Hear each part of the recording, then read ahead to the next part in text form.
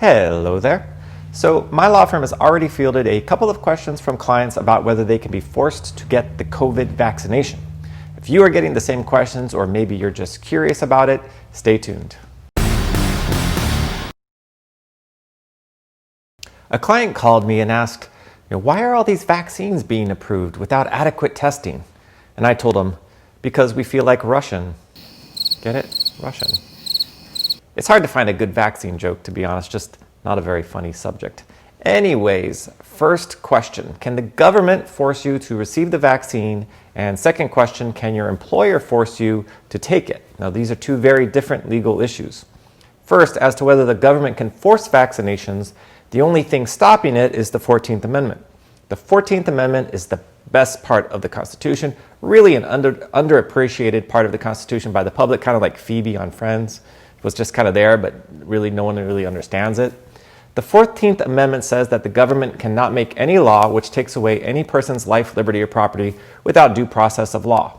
What a powerful statement, because really all laws are enacted under threat of violence. In other words, every law is carried out at the end of a gun. Don't believe me? Try not paying your taxes or paying your speeding tickets for a couple of years and see who comes for you. In any case, the Supreme Court recognizes the 14th Amendment guarantee of substantive due process that protects residents against arbitrary legislative actions. This constitutional guarantee requires that legislations not be unreasonable or arbitrary, that it have a substantial relation to the legislative objective. In law school, this is what's called the reasonable relationship or minimal scrutiny standard. In the context of a forced vaccination program, we have direct case authority on point to review.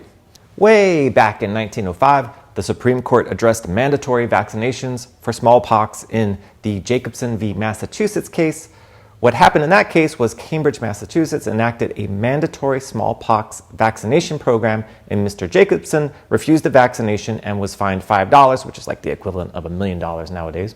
The court ruled that the police power of a state absolutely included reasonable regulations established by legislatures to protect public health and safety. The court went on to say in Jacobson that a state may require vaccination if the Board of Health deems it necessary for public health and safety, but the focus was that there has to be some reasonable relationship to public health and safety. So the only exception to a mandatory vaccination is proof that the vaccination would seriously impair your health or cause death or be very likely to cause death. Now, in a more likely scenario for us, probably what's going to happen in 2021 is that a Board of Education is going to pass a ruling that children will have to be vaccinated in order to be allowed into school. And we have exact case scenario in this situation as well. In the Zuck v. King case from 1922, the court found that it was reasonably related to the health of the children, and so that it passed the rational relationship test. So if we have a court that comes out, or a Board of Education that comes out and said that only children that are vaccinated are allowed in school, that is probably going to be held constitutional. So the issue of mandatory vaccinations has actually been addressed by the Supreme Court pretty square on, and so that's probably going to stick. But the only avenue maybe that's left that hasn't really been addressed head on is the Second Amendment, some objection because of religious belief, and that might bring some new arguments into it.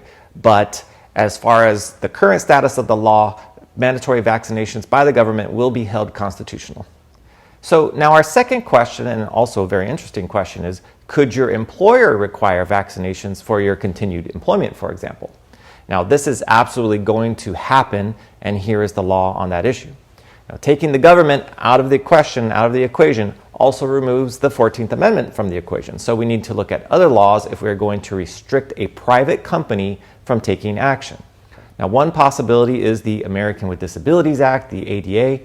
Under the ADA, an employer must provide reasonable accommodations to workers who have medical conditions that make them unable to take the vaccine, if a reasonable accommodation is possible. In other words, if your doctor gives you a note, says you shouldn't take the vaccine because of a health issue, your employer will probably be required to make a reasonable accommodation for you, such example, work from home, or maybe work in an isolated part of the office.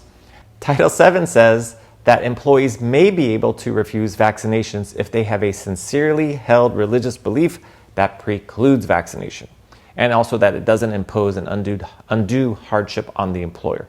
Now, so far, the courts have not given us not a lot of guidance on on this issue, other than to say that any other of the allegations under the ADA or Civil Rights Act, they better have evidence to back them up or they're going to be thrown out.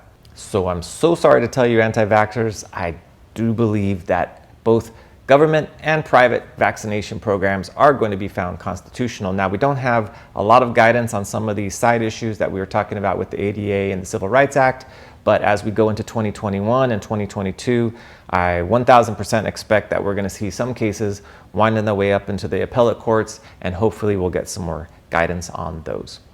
Thank you so much for watching. See you next time.